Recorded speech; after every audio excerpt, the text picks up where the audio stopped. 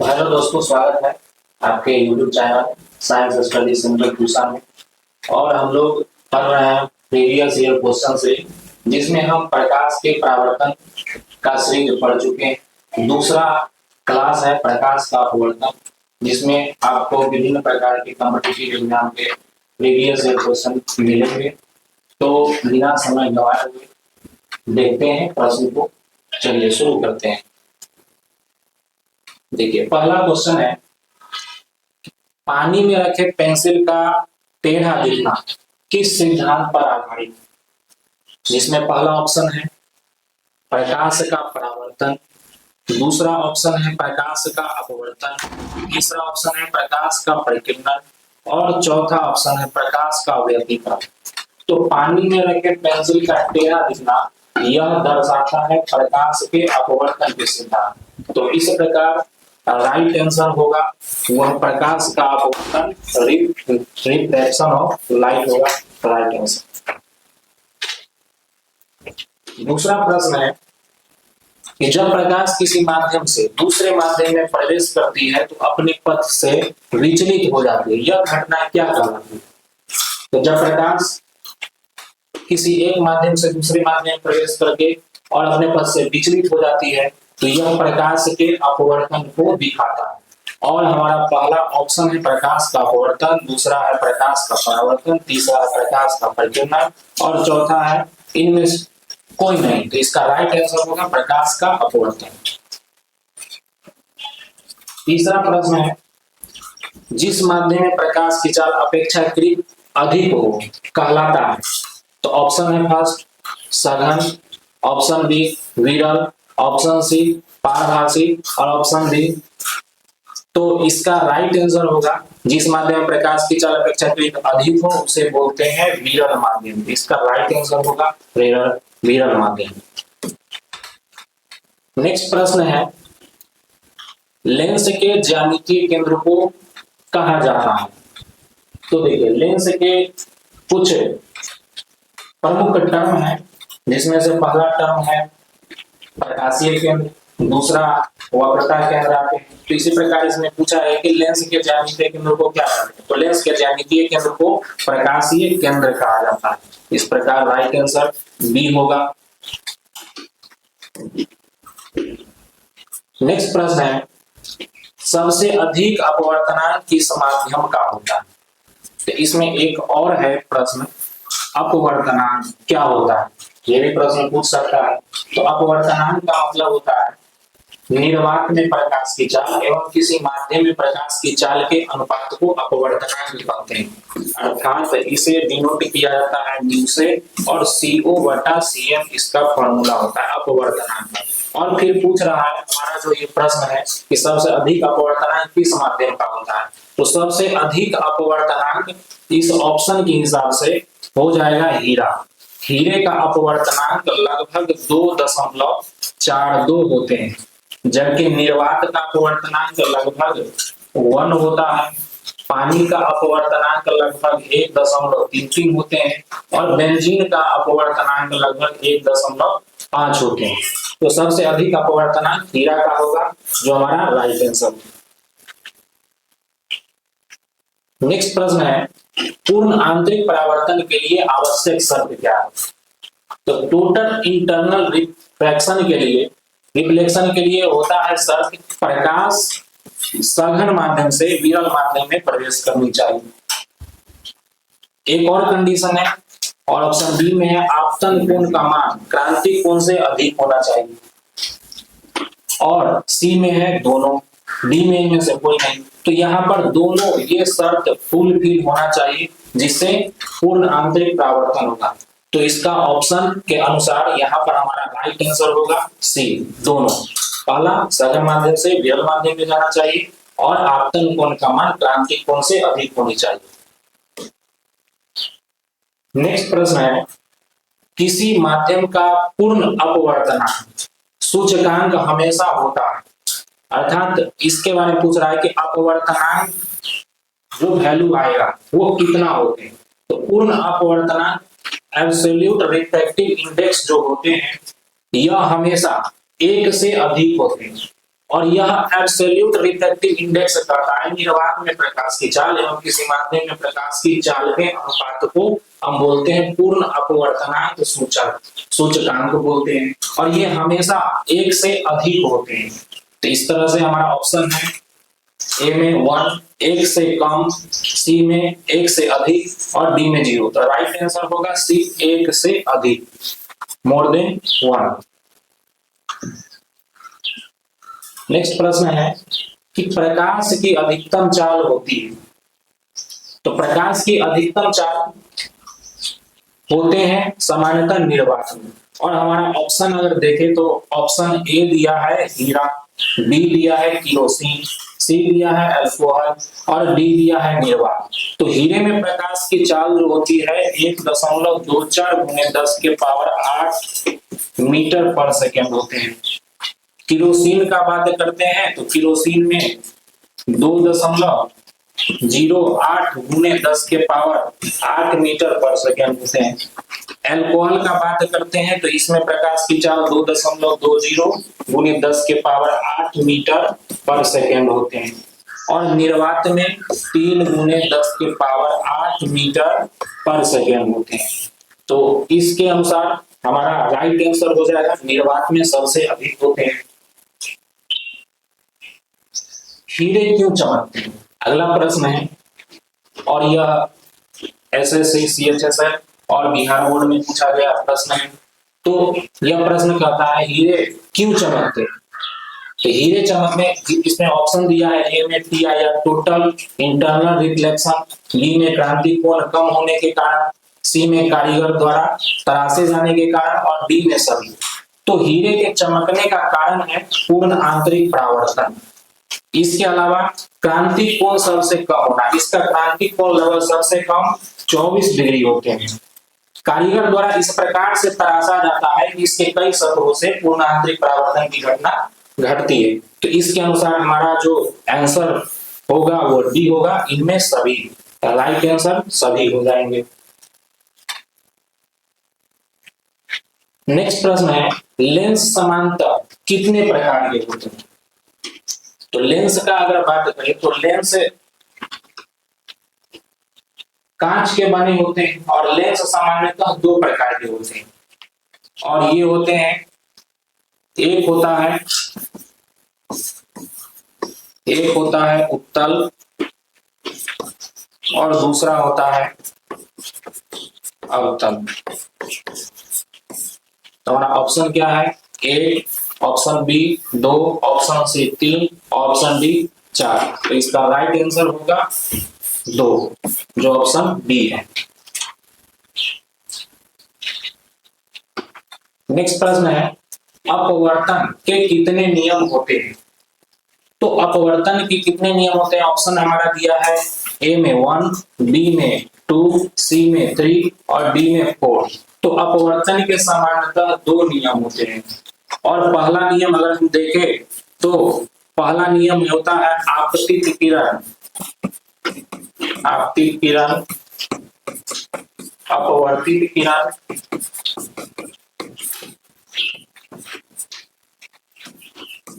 एवं आपतन बिंदु पर डाला गया लंब, तीनों एक ही तल में होते हैं।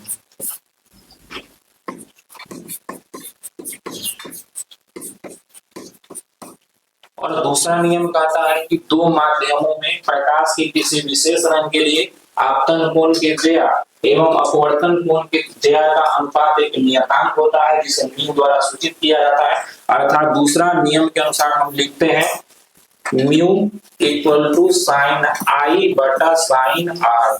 ये दूसरा नियम होता है, यही 2 नियम है। और दूसरे नियम से भी एक प्रश्न बनते हैं कि दूसरा नियम को स्नेल का नियम कहा जाता है। तो इस प्रकार से प्रश्न पूछ सकता है कि स्नेल का नियम क्या होता है। तो स्नेल का नियम यही दो माध्यमों में प्रकाश के किसी विशेष रंग के लिए आपतन कोण के ज्या एवं अपवर्तन कोण के ज्या का अनुपात एक नियतांक होता है। तो इस प्रकार से हमारा आंसर होता है अपवर्तन के कितने नियम होते हैं। तो अपवर्तन के मुख्यतः दो नियम होते हैं, जो हमारा ऑप्शन बी है और बी इज राइट आंसर है। अगला प्रश्न है, और ये एनसीईआरटी का प्रश्न है, स्नेल के नियम के अनुसार, और इसमें कुछ ऑप्शन में त्रुटि है। तो इससे पहले वाले प्रश्न में हम डिस्कशन किए हैं कि स्नेल के नियम के अनुसार क्या होते हैं। तो स्नेल का नियम कहता है दो माध्यमों में प्रकाश के किसी विशेष रंग के लिए आपतन कोण के ज्या एवं अपवर्तन कोण के ज्या का अनुपात एक नियतांक होता है, जिसे न्यू द्वारा सूचित किया जाता है, अर्थात साइन आई बटा sine r equal to mu two 1। और इसके अकॉर्डिंग इसमें ऑप्शन कुछ डॉलर में दिया है, तो ये ऑप्शन गलत है, त्रुटि है। तो इसका राइट आंसर होगा साइन आई बटा sine r equal to mu two 1। इसी का सिमेट्रिकल फॉर्म होते हैं साइन आई बटा sine r equal to mu two upon mu 1।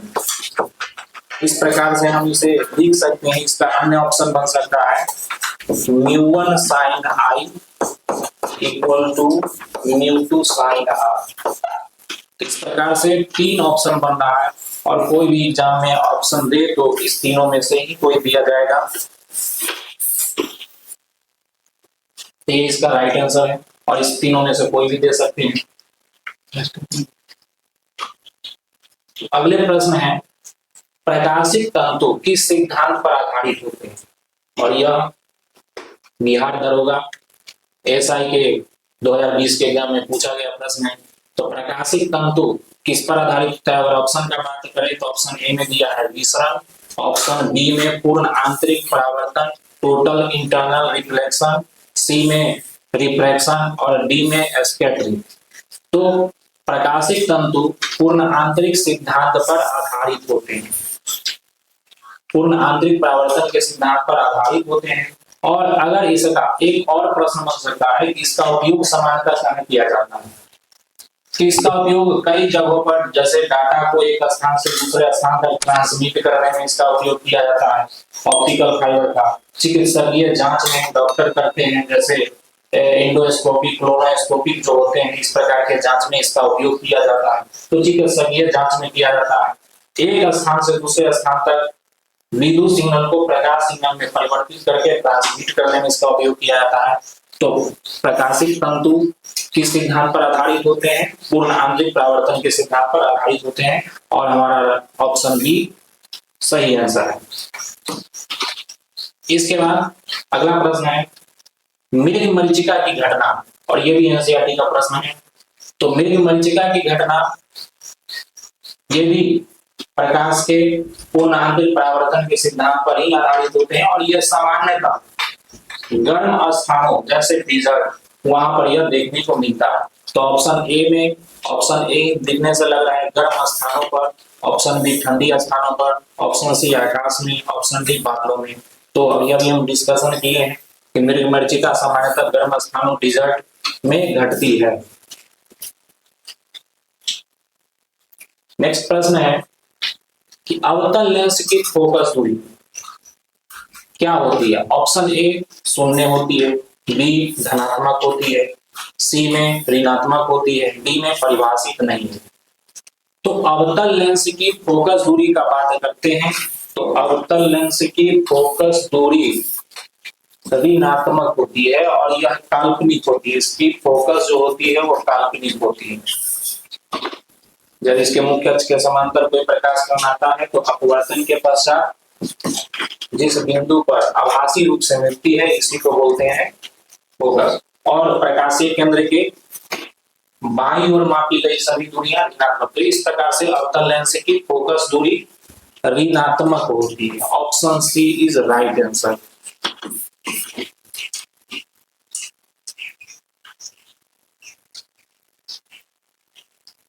Next प्रश्न है, जब वस्तु को कहां पर रखा जाए कि अभिसारी लेंस में कोई प्रतिबिंब नहीं बनेगा। और यह प्रश्न पूछा गया है एएलपी और एसआई के एग्जाम में। हमारा ऑप्शन है फोकस पर, ऑप्शन बी वक्रता केंद्र पर, डी फोकस दूरी की दोगुनी दूरी पर, और डी में है सी का मतलब वक्रता केंद्र, एफ का मतलब फोकस। तो वक्रता केंद्र एवं फोकस केंद्र, तो इसका जो आंसर होगा लेंस में कोई प्रतिबिंब नहीं बनता है, तो ऑप्शन हो जाएगा इसका फोकस। जब वस्तु को हम फोकस पर रखते हैं तो उसका प्रतिबिंब इनफाइनाइट पर बनता है, अनंत पर बनता है, तो option A is right answer होगा।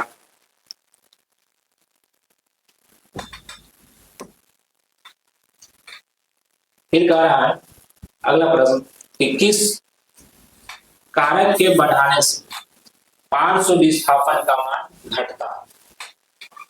तो पार्श्व विस्थापन होता क्या है?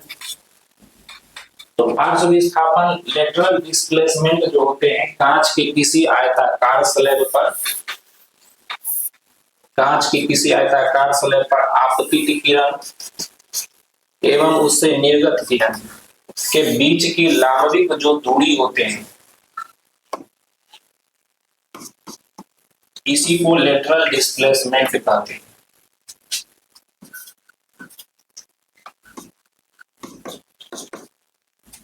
तो लेटरल डिस्प्लेसमेंट कुछ कारकों पर निर्भर करते हैं, जैसे आपतित प्रकाश का कोण अगर बढ़ा देते हैं तो पार्श्व विस्थापन का मान बढ़ जाते हैं।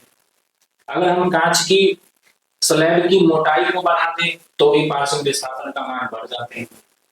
अगर हम आपतन कोण के अलावा अगर हम इसके अपवर्तनांक को बढ़ा दें स्लैब का तो भी पार्श्व विस्थापन बढ़ जाते हैं। किंतु एक है, जब आपतित प्रकाश के तरंग दैर्घ्य को अगर हम बढ़ाते हैं तो पार्श्व विस्थापन का मान घट जाते हैं। तो ऑप्शन अगर हम देखें तो स्लैब की मोटाई बढ़ने पर यह इंक्रीज हो जाते हैं, ये भी बढ़ते हैं।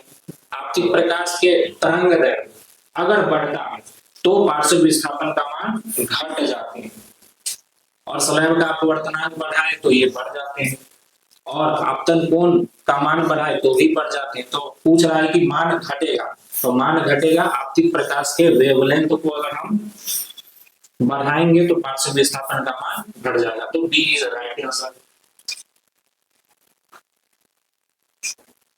नेक्स्ट प्रश्न, यदि किसी लेंस की क्षमता +2 डायोप्टर है तो लेंस होगा, ऑप्शन ए में कह रहा है उत्तल, ऑप्शन बी अवतल, ऑप्शन सी द्विपक्षीय, और ऑप्शन डी जो है बेलनाकार।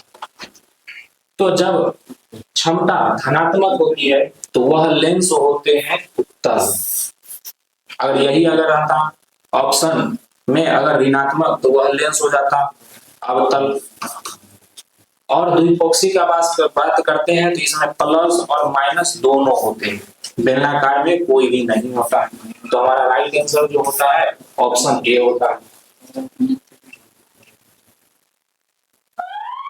तो नेक्स्ट प्रश्न है, अवतल लेंस के प्रकाशीय केंद्र से होकर गुजरने वाली प्रकाश अपवर्तन के बाद क्या होती है?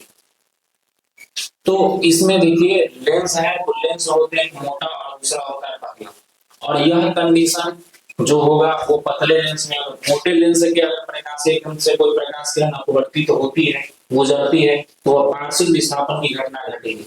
लेकिन अगर हम पतले लेंस में बात करें, पतले लेंस अगर होगा तो वहां पर प्रकाशीय केंद्र से गुजरने वाला प्रकाश किरण बिना विचलित हुए सीधे उसी दिशा में चली जाती है। तो हमारा ऑप्शन देख लेते हैं, ऑप्शन ए में है बिना विचलित हुए चली जाती है, ऑप्शन बी मुख्य फोकस से, ऑप्शन सी वक्रता केंद्र से, और ऑप्शन डी में है मुख्य अक्ष के समांतर। तो अभी हम डिस्कशन किए हैं कि बिना विचलित हुए सीधे उसी दिशा में चली जाती है, तो option A is right answer. और ये प्रश्न आरआरबी जूनियर इंजीनियर में पूछ चुका है। नेक्स्ट प्रश्न है, जब कोई वस्तु उत्तल लेंस के डैश पर हो तो प्रतिबिंब आवर्धित, आभासी और सीधा होता है। तो यहाँ पर उत्तल लेंस के कंडीशनों के बारे में पूछा गया। ऑप्शन देख लेते हैं, ऑप्शन ए में है F1 व O, अर्थात यहाँ पर फोकस एवं प्रकाशीय केंद्र के मध्य का बात कर रहा है। 2F1 मतलब फोकस दूरी की दोगुनी दूरी पर अर्थात वक्रता केंद्र की बात हो रही है। ऑप्शन सी फोकस पर बात हो रही है, और ऑप्शन डी अनंत पर। जब वस्तु को उत्तल लेंस के सामने अगर हम फोकस एवं प्रकाशीय केंद्र के मध्य रखते हैं तो इसका प्रतिबिंब आवर्धित बनेगा, आभासी बनेगा और सीधा बनेगा। तो option A is right answer. और ये भी आरबी जेईई में प्रश्न पूछ चुका है। नेक्स्ट प्रश्न है माइक्रोस्कोप के प्रयुक्त होने वाला लेंस, माइक्रोस्कोप में होना चाहिए में प्रयुक्त होने वाला लेंस जो है वो कौन सा है?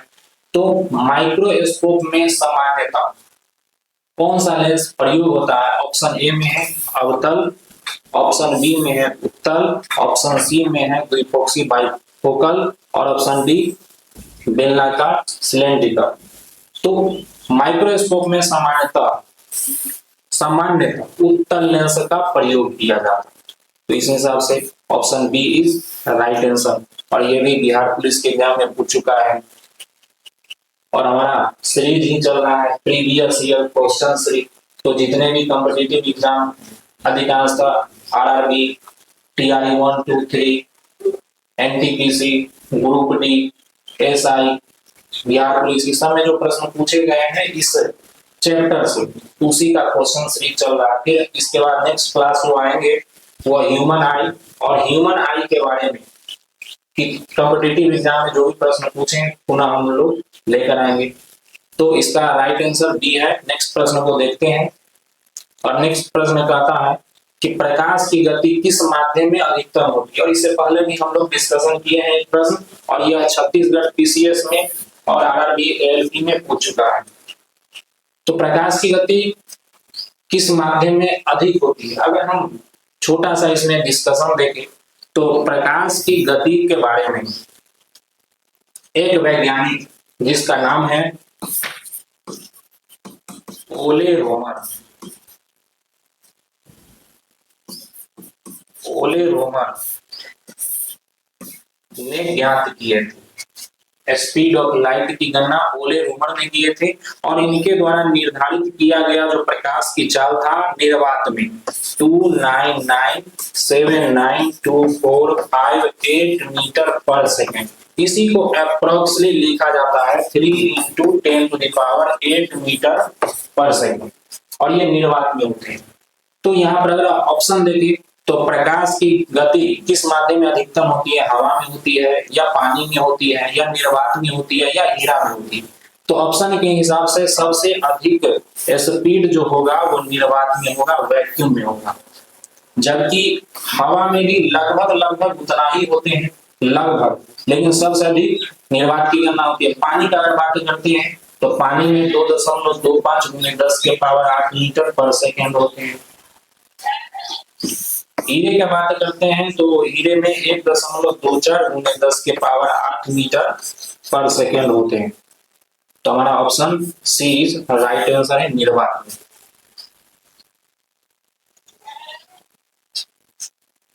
नेक्स्ट प्रश्न है लेंस सूत्र होते हैं। तो लेंस सूत्र होते हैं ऑप्शन ए में 1/v - 1/u = 1/a, option B 1/v + 1/u = 1/a, क्या सी में v/u होते हैं या डी में -v/u होते हैं? तो लेंस सूत्र होते हैं 1/v - 1/u = 1/f होते हैं। तो option A is right answer, option A is right answer होगा। जबकि अगर ऑप्शन बी का बात करते हैं तो 1/v + 1/u = 1/f ये दर्पण सूत्र होते हैं, ये दर्पण सूत्र है। अगर बात करते हैं सी का v/u जो होते हैं ये लेंस के लिए आवर्धन होते हैं, ये लेंस का आवर्धन का फॉर्मूला है। और -v/u ये दर्पण के लिए आवर्धन का फॉर्मूला है।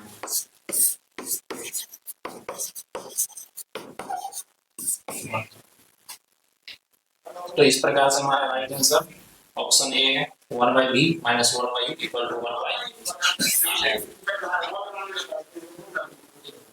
अगला प्रश्न है लेंस की क्षमता का ऐसा मात्रक क्या होता है? तो लेंस की क्षमता का ऐसा मात्रक अगर हम देखें ऑप्शन में तो ऑप्शन ए में है न्यूटन, बी में है डायोप्टर, सी में है केल्विन, डी में है जूल। तो लेंस की क्षमता का ऐसा मात्रक डायोप्टर होते हैं। और 1 डायोप्टर का बात करें, 1 dioptre equal to 1 metre inverse D होते हैं। तो कभी कभी ये भी देखने को मिल सकता है कि इसके अलावा डायोप्टर का अन्य मात्रक क्या हो सकता है, मतलब इसके इक्विवेलेंट हो सकते हैं। क्षमता, लेंस की क्षमता का ऐसा मात्रक क्या हो सकता है, तो मीटर इनवर्स भी होते हैं। तो इस हिसाब से हमारा राइट आंसर ऑप्शन बी होगा। अगले प्रश्न का बात करते हैं। तो अगला प्रश्न है, वस्तु के प्रतिबिंब की ऊंचाई एवं वस्तु के ऊंचाई के अनुपात को क्या कहते हैं? ऑप्शन ए दर्पण सूत्र कहते हैं, ऑप्शन बी लेंस निमात्री सूत्र होना चाहिए, लेंस मेकर फॉर्मूला या डायमेंशनल फॉर्मूला, निमात्री होना चाहिए, लेंस मेकर फॉर्मूला होना चाहिए यहाँ पर।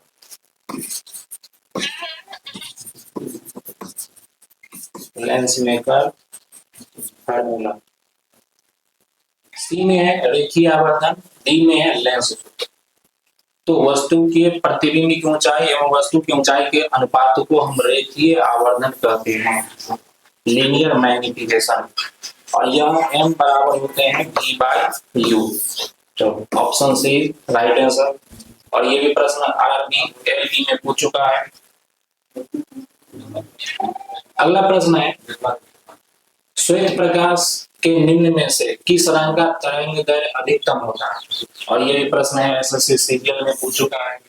तो ऑप्शन का अगर हम बात करते हैं तो क्या बैंगनी का होता है, क्या हरे रंग का होता है, क्या लाल का होता है?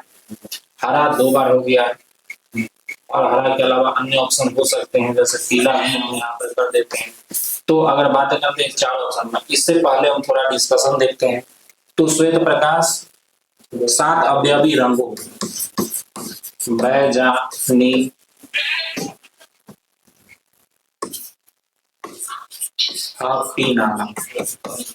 इस प्रकार से 7 अवयवी रंगों से मिलकर बने हैं। बै का मतलब होता है बैगनी, जा का मतलब होता है जामुनी,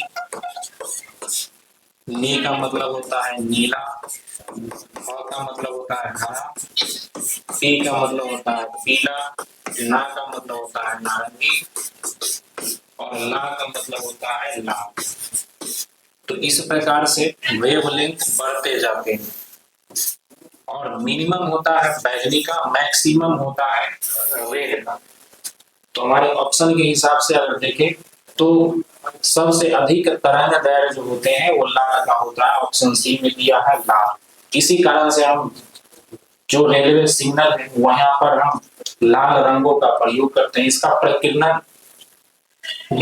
प्रकीर्णन बहुत कम होते हैं, जबकि तरंग दैर्घ्य सबसे अधिक होते हैं। तो option C is right answer. तो अगला प्रश्न देखते हैं। और अगला प्रश्न है कि जब प्रकाश जल से होते हुए हवा में प्रवेश करता है तो उसके डैश बदल जाती है। ऑप्शन ए में कह रहा है रंग का, बी में कह रहा है आवृत्ति का, सी में कह रहा है वेवलेंथ का और डी में कह रहा है वेग का।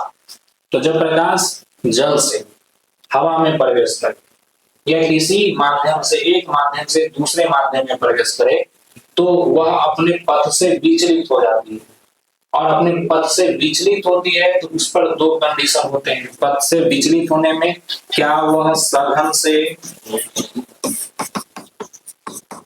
विरल में जा रहा है, क्या विरल से वह सघन में जा रहा है, इस कंडीशन पर भी डिपेंड करते हैं। लेकिन अपने पथ से जरूर विचलित होगा और पथ से जब विचलित होता है उसके वेग में भी परिवर्तन हो जाते हैं।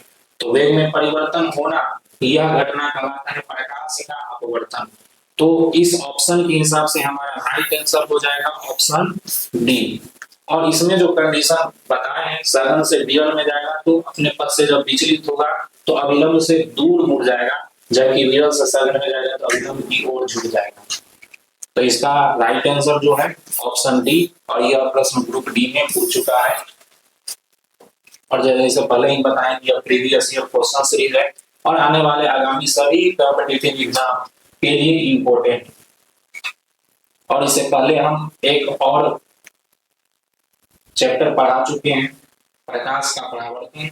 तो आप जाके सर्च कर सकते हैं प्रकाश का परावर्तन PYQ से, और यूट्यूब चैनल जो है साइंस स्टडी सेंटर पूसा में आप देख सकते हैं। तो देखिए अगला प्रश्न क्या है। अगला प्रश्न है लेंस द्वारा उत्पन्न आवर्धन होता है।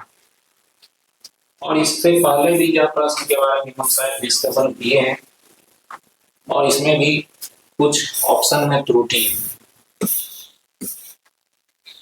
तो लेंस द्वारा उत्पन्न आवर्धन क्या होता है, आप लोग कमेंट कर सकते हैं इसके बारे में।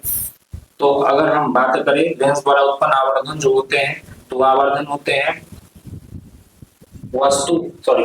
वस्तु के प्रतिबिंब की ऊंचाई एवं वस्तु की ऊंचाई के अनुपात को आवर्धन करते हैं। उसका दूसरा फॉर्मूला होता है V/U, M बराबर V/U, इसी का इक्वल होते हैं H2/H1, जहां पर H1 का मतलब है वस्तु की ऊंचाई, H2 का मतलब प्रतिबिंब की ऊंचाई। तो यही हमारा आंसर हो जाएगा V/U या H2/H1। इसे रेखीय आवर्धन भी कहा जाता है।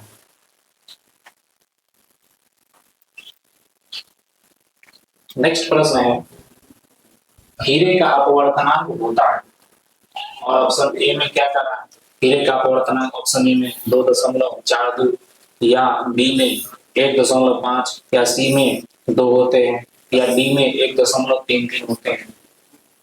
तो हीरे का अपवर्तनांक जो होते हैं, हीरे का वो होते हैं इस ऑप्शन के अनुसार 2.42 होते हैं, जबकि ये हमारा ए इज राइट आंसर। अगर हम डी का बात करते हैं कि किसका अपवर्तनांक है, तो यह बेंजीन का है।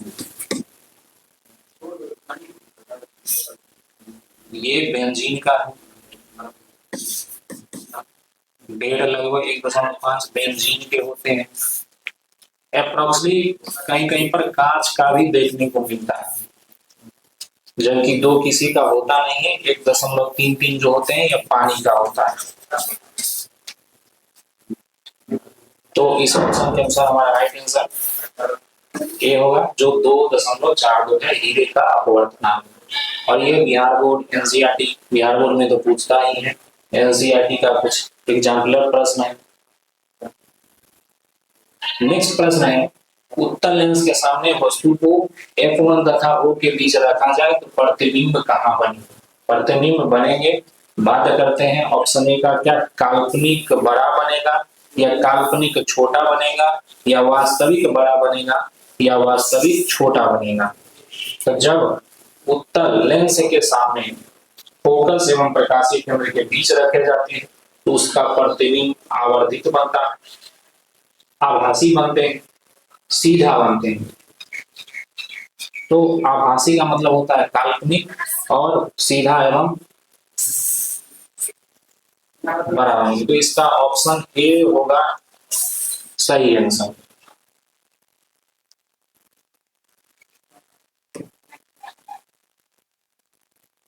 तो